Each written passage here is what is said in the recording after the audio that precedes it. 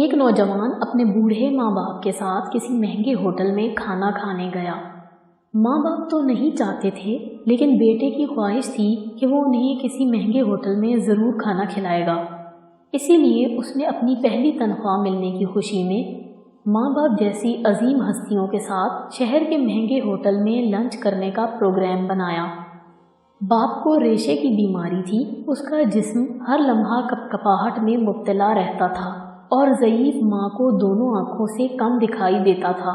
یہ شخص اپنی خستہ حالی اور بوڑھے ماں باپ کے ہمراہ جب ہوٹل میں داخل ہوا تو وہاں موجود امیر لوگوں نے سر سے پیر تک ان تینوں کو یوں عجیب و غریب نظروں سے دیکھا جیسے وہ غلطی سے وہاں آ گئے ہوں۔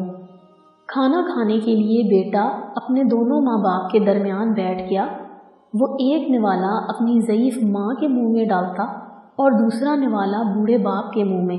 کھانے کے دوران کبھی کبھی ریشے کی بیماری کے باعث باپ کا چہرہ ہل جاتا تو روٹی اور سالن کے ذرے باپ کے چہرے اور کپڑوں پر گر جاتے۔ یہی حالت ماں کی بھی تھی۔ وہ جیسے ہی ماں کے چہرے کے پاس نوالا لے کر جاتا تو نظر کی کمی کے باعث وہ انجانے میں ادھر ادھر دیکھتی تو اس کے منہ اور کپڑوں پر کھانے کے داغ پڑ گئے تھے۔ ارد گرد بیٹھے لوگ جو پہلے ہی انہیں حقیر نگاہوں سے دیکھ رہے تھے وہ اور بھی منہ چڑھانے لگے۔ کھانا کھانے کی تمیز نہیں ہے اور اتنے مہنگے ہوٹل میں آ جاتے ہیں۔ بیٹا اپنی ماں باپ کی بیماری اور مجبوری پر آنکھوں میں آنسو چھپائے، چہرے پر مسکراہٹ سجائے، ارد گرد کے ماحول کو نظر انداز کرتے ہوئے ایک عبادت سمجھتے ہوئے انہیں کھانا کھلاتا رہا۔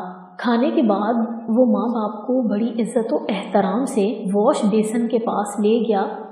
وہاں اپنے ہاتھوں سے ان کے چہرے صاف کیے، کپڑوں پر پڑے داغ دھوئے اور جب وہ انہیں سہارا دیتے ہوئے باہر کی جانب جانے لگا تو پیچھے سے ہوٹل کے مینیجر نے آواز دی اور کہا، بیٹا تم ہم سب کے لیے ایک قیمتی چیز یہیں چھوڑے جا رہے ہو۔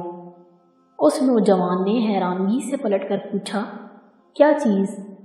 مینیجر اپنی اینک اتار کر آنسو پونچھتے ہوئے بولا، نوجوان بچوں کے لیے سبق اور بوڑھے ماں باپ کے لیے امید۔ میں امید کرتی ہوں آپ کو یہ کہانی اچھی لگی ہوگی۔